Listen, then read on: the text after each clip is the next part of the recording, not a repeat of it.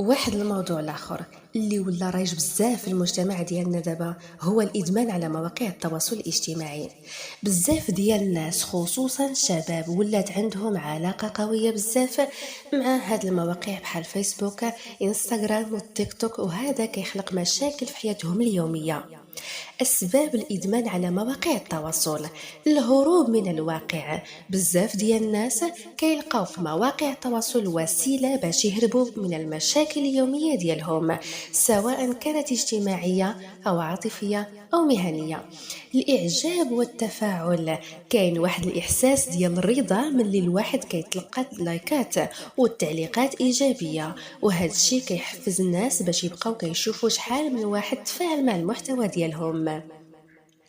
الفضول، الناس عندهم فضول باش يعرفوا شنو واقع عند الناس الآخرين، سواء الأصدقاء أو المشاهير، وهذا الفضول كيبقى يجرهم باش يقلبوا باستمرار في المواقع.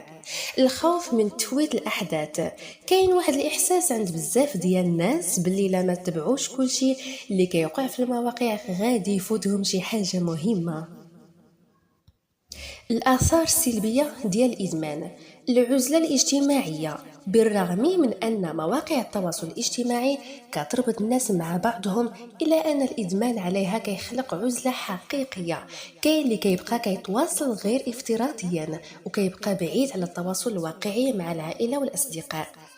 تأثير على الصحة النفسية: الدراسات كيبينوا أن الاستعمال المفرط لمواقع التواصل كيقدر يسبب القلق، الاكتئاب وانخفاض في الثقة بالنفس، حيث الناس كيبدلوا حياتهم اليومية بمقارنة مع الحياة المثالية اللي كيشوفوها في الصور ديال الآخرين. التأثير على الإنتاجية: بزاف ديال الناس ولا كيتشتت تركيزهم في الدراسة أو الخدمة بسبب كثرة التصفح ديال المواقع، وكيضيعوا ساعات طويلة بلا ما ينجزوا المهام ديالهم. الحلول ممكنة: تنظيم الوقت، خاص الناس يديروا مجهود باش يحددوا الوقت اللي كيستعملوه في مواقع التواصل، ويفضلوا الأنشطة الواقعية اللي كتقوي العلاقات الاجتماعية. أوقات الراحة من الشاشات: من الضروري ياخدوا ديتوكس من مواقع التواصل في بعض الفترات، خصوصا في الأوقات اللي كتحس بأنك بزاف مهوس بالشاشة.